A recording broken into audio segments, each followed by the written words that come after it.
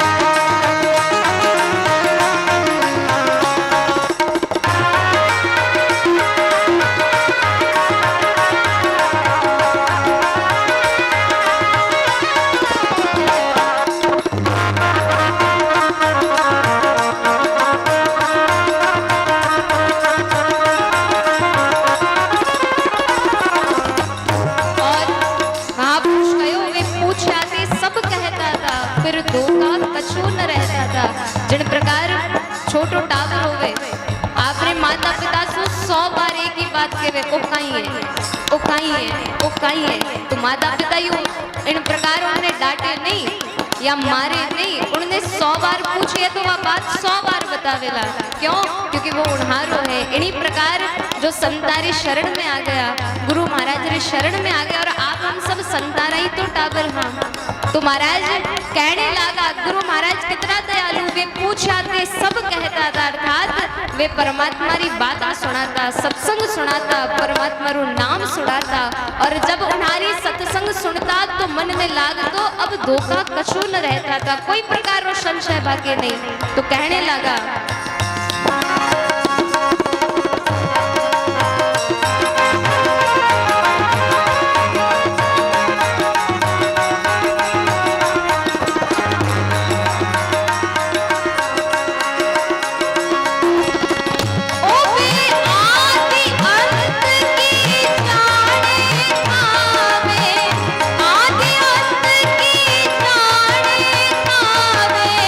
पूर्ण ब्रह्म बखाने